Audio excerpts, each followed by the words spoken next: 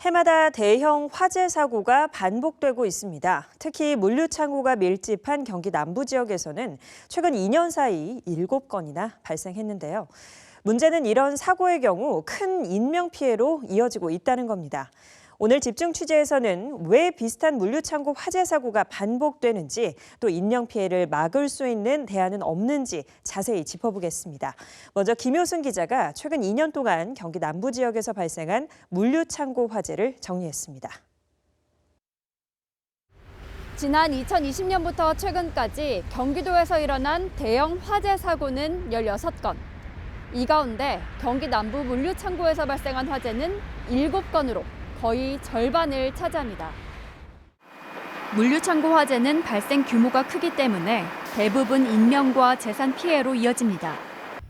2020년 4월 21일 군포시에서는 근로자가 버린 담뱃불로 인해 5층 대형 창고 건물이 불에 탔습니다. 다행히 인명 피해는 없었지만 당시 피해 금액은 237억 원에 달했습니다. 그리고 불과 8일 뒤 이천에서는 한 익스프레스 화재 참사가 일어납니다. 38명 노동자들의 목숨을 화마가 앗아갔습니다. 안전 불감증으로 시작된 역대급 인재 사고로 기록됐습니다. 같은 해 7월 용인에서도 또다시 물류센터에서 불이 났습니다. 지하에서 작업 중이던 5명이 목숨을 잃었습니다. 이듬해인 지난해에는 이천 쿠팡 덕평물류센터에서 화재가 발생합니다. 완진까지는 무려 6일이나 걸렸고 이 과정에서 내부 진화 작업을 벌이던 소방대원 1명이 빠져나오지 못하고 순직했습니다. 그리고 6개월 뒤 해가 바뀌자마자 물류창고 화재는 또다시 반복됩니다. 평택 냉동창고 신축 공사장에서 난 불로 인명구조를 위해 현장에 투입된 소방관 3명이 목숨을 잃었습니다. 매년 되풀이되는 물류창고 화재, 그리고 그로 인한 희생들. 이제 더 이상의 피해가 없도록 근본적 대책 마련이 절실합니다. BTV 뉴스 김효수입니다. 물류창고 화재와 소방관 안전 대책에 대해서 스튜디오에 나와 있는 취재기자와 좀 더 자세히 알아보도록 하겠습니다. 박희분 기자. 네. 이번 평택 냉동창고 화재도 그렇고요. 보면 유난히 경기 남부 지역에 물류창고 화재가 좀 많이 발생하는 것 같다는 생각이 듭니다. 어떤 이유가 있습니까? 일단은 경기도 지역에 워낙에 많은 물류창고가 집중이 돼 있습니다.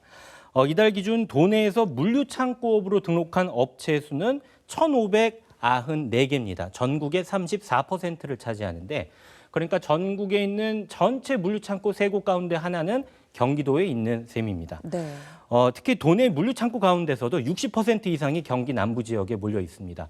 용인시가 22.7%로 가장 많고요. 그다음이 이천 13.7%, 다음으로 평택, 안성, 광주시 이렇게 경기 남부 지역에 물류창고들이 좀 몰려 있습니다.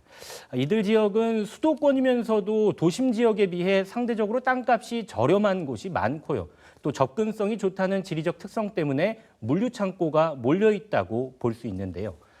이렇게 대형 창고 시설이 밀집해 있는데 미흡한 안전관리로 인명피해가 일어나는 사고가 계속 반복되고 있는 겁니다. 네. 경기도 소방재난본부가 도내 창고 시설 화재 현황을 분석한 자료에 따르면 2016년부터 2020년까지 5년 동안 758건의 화재가 발생했는데, 이 가운데 부주의로 인한 사고가 284건, 전체 38%를 차지했습니다. 부주의가 굉장히 많군요. 네. 근데 이번 평택 냉동창고 화재는 작년 6월에 발생했었죠. 이천 쿠팡 또 물류센터 화재와 닮은 점이 많아서 굉장히 좀 판박이 사고다, 이런 평가도 좀 많은데 어떤 부분 때문에 그렇습니까? 이천 쿠팡 물류센터와 평택 냉동창고 모두 우레탄 폼 단열재가 사용됐습니다. 이를 쓰지 못하게 하는 법은 신축 기준으로 지난해 말에야 시행됐고 안전설계 대상에서도 비껴갔습니다. 지난 2020년 개정된 관련법은 지난해 말이나 시행돼 이번 건물은 또 대상에서 빠진 겁니다. 그리고 두 화재 사고 모두 현장에서 소방관이 순직했다는 공통점이 있습니다. 이천 쿠팡 화재에서는 큰 불길이 잡혔다고 판단한 소방당국이 대응 단계를 차례로 하향했고, 이때 김동식 구조대장이 수색 작업을 하다 다시 치솟은 불길을 피하지 못하고 이틀 만에 주검으로 돌아왔습니다. 평택 화재도 구조대원 3명의 희생 역시 큰 불길을 잡았다고 판단하고 인명수색을 위해 투입됐지만 현장에 있던 가연물로 화재가 재확산되며 고립됐습니다. 현장 내부에는 LPG 가스통을 비롯한 용접 장비와 보온재가 다량으로 쌓여 있던 것으로 알려졌는데요. 평택 화재 원인은 아직 정확하게 규명되지는 않았지만 안전 불감증에 따른 참사일 것이라는 주장에 힘이 실리고 있습니다. 네, 이렇게 반년 만에 비슷한 상황의 사고가 또 발생했다는 게 굉장히 안타깝습니다. 일각에서는 화재 진압 매뉴얼을 개정해야 하는 것 아니냐 하는 목소리도 좀 나오고 있고요. 무엇보다도 중요한 게 이 소방관들을 위한 안전장치가 좀 제대로 마련이 되어야 될 것 같은데 대안이 좀 있을까요? 사실 이런 사고가 반복될 때마다 항상 나오는 이야기이긴 합니다. 이번 평택 냉동창고 화재와 관련해 소방공무원 노동조합은 현장 지휘부의 판단을 맡기는 구조 개선 등 화재 진압 매뉴얼을 개정해야 한다고 주장하고 있습니다. 하지만 화재 현장은 워낙 예측이 힘들고 변수가 많기 때문에 매뉴얼만으로는 어렵다는 지적도 있습니다. 전문가 의견 들어보시죠. 사실은 이런 위험성을 완벽하게 배제하고 이런 임무를 수행한다는 건 상당히 좀 어려운 일입니다. 그래서 어떠한 안전조치 또 어떠한 매뉴얼들을 한다 하더라도 이런 위험 상황 또 그리고 상황 속에서 계속 여러 가지 다양한 변수들이라든지 또 생각하지 않은 여러 가지 상황들이 발생했을 때 이런 이제 위험에 노출되는 부분들은 어쩔 수 없는 부분이다라는 것들을 우리가 우선 기본적으로는 알아야 될 것 같고요. 소방청에 따르면 2011년부터 2020년까지 10년 동안 위험 직무로 숨진 소방공무원은 49명으로 집계됐습니다. 이 가운데 39명이 진압과 구조, 구급 작업을 하다가 순직했다고 볼 수 있습니다. 또 같은 기간 경기도 소방재난본부 소속으로 공상을 입은 소방관은 1,287명으로 나타났는데요. 2011년 67명에 불과했던 공상자 수는 2020년에 236명으로 크게 늘어났습니다. 해마다 계속해서 늘어나는 추세를 보이고 있습니다. 사고 때마다 당국의 예방 대책이 발표됐고요. 또 공사 현장의 안전의식이 계속해서 강조되고 있지만 여전히 근절되지 않고 있는 겁니다. 네, 가장 큰 문제가 소방관의 사명감만 기댈 것이 아니라 처우개선 가장 시급하고요. 또 안전을 지킬 수 있는 방안이 필요하다는 목소리는 매번 나오고 있습니다.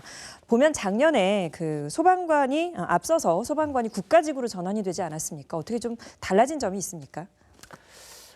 이 소방 공무원이 2020년 4월에 국가공무원으로 전환이 됐습니다. 하지만 그 이후에도 인사권과 예산 편성권은 여전히 지자체가 담당하고 있습니다. 지자체 재력과 단체장 의지에 따라서 소방력이 달라지고 있다고 볼 수 있습니다. 이렇다 보니까 무늬만 국가공무원이다라는 말까지 나오고 있습니다. 네. 지난해 이천 물류센터 김소방령과 평택 냉동창고 순직 소방관들 장례가 소방청장이 아니라 경기도청장으로 이루어진 것만 봐도 아직까지는 이 국가공무원으로 전환된 이후에 어떤 제도적인 변화가 미온적이라고 볼 수도 있습니다. 정부는 이번에도 다시는 이런 일이 발생하지 않도록 안전대책을 마련하겠다고 했습니다. 순직 사고 때마다 계속 들었던 말이죠. 유가족 입에서 소방관 하지 말라고 할 걸 그랬다는 말이 나오지 않도록 이번이 마지막 약속이 되길 바라봅니다. 네, 여기까지 듣겠습니다. 박 기자 수고하셨습니다. 네.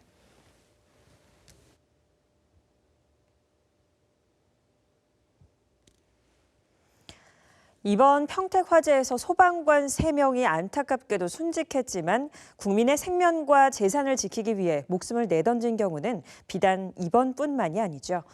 우리는 이들을 얼마나 기억하고 있을까요? 지난 10년간 화재 진압 현장에서 유명을 달리한 소방관은 어떤 이들이 있는지 다시 한번 돌아봤습니다. 영원히 기억되어야 할 우리 곁의 진정한 영웅들, 권예솔 기자가 전합니다. 지난 2011년 12월 3일 평택 서정동의 한 가구 전시장 화재 현장에서 순직한 고 이재만 소방위, 고 한상윤 소방장입니다.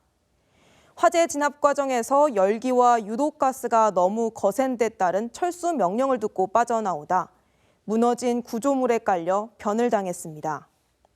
각각 40살과 32살의 창창한 나이였죠. 지난 2015년 서해안 고속도로 사고로 이병곤 소방령이 순직했습니다. 119 안전센터장으로 부임한 2015년 그해 서해대교 주탑에서 낙뢰가 원인으로 추정되는 화재가 발생하면서 가장 먼저 현장에 도착해 사고를 수습하다 끊어진 케이블에 맞아 아까운 생명을 잃었습니다. 이듬해인 2016년 서해안 고속도로 횡담 휴게소엔 이 소방령을 기리기 위한 흉상이 설치됐는데요.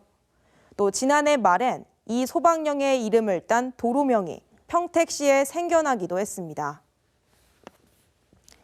지난 2019년 안성의 한 종이상자 제조 공장 화재 진압 과정에서 순직한 석원호 소방위. 공장 내부에 미처 대피하지 못한 사람이 있을 것으로 보고 끝까지 수색 작업을 벌이다 예기치 못한 폭발에 심각한 부상을 입었습니다. 온몸에 심한 화상을 입고 병원으로 옮겨졌지만 끝내 숨을 거뒀죠. 그는 70대 홀아버지를 모시고 사는 효심 깊은 아들이자 두 남매의 아버지였습니다. 그를 떠나보내던 연결식에서 동료 소방관의 애도사는 지금 다시 봐도 눈시울을 붉히게 합니다. 너의 아버지는 대한민국의 사명감 넘치는 소방관이자 너의 남매의 자랑스러운 아버지였음을 영원히 기억해 주었으면 좋겠구나. 우리도 원호 형을 평생 잊지 않을 거야. 영원한 동료로서 마음속에 간직할게. 그리고 지난해 6월엔 이천 쿠팡 물류센터 화재로 고 김동식 구조대장이 유명을 달리했는데요. 그는 27년 경력의 베테랑 소방관이었지만 화재 현장에 진입했다 미처 빠져나오지 못하고 48시간의 고립 끝에 결국 주검으로 발견됐습니다. 동료들은 지켜주지 못했다는 미안함과 안타까움 속에 눈물로 그를 보내줘야만 했습니다. 대장님을 홀로 남겨둔 그곳에서 벌겋게 뿜어져 나오는 거대한 화마를 멍하니 지켜볼 수밖에 없었던 우리가 초라하게 느껴졌습니다. 대장님을 따르는 우리들을 믿고 의지하셨을 텐데 지켜드리지 못해 정말 죄송합니다. 그리고 올해 평택 화재로 순직한 송탄소방서 구조대 3팀 이영석 소방경, 박수동 소방장, 그리고 조우한 소방교. 누군가에겐 자랑스러운 아버지였으며 아들이었고 또 소중한 동료이자 친구였습니다. 지금 나오는 노래는 에드시런의 비지팅 아워스라는 곡인데요. 이 사랑하는 이를 다시 만날 수 있도록 천국에도 면회 시간이 있었으면 좋겠다는 내용으로 떠나간 이에 대한 강한 그리움을 노래한 곡입니다. 노래 가사에 한번 집중해 보시죠.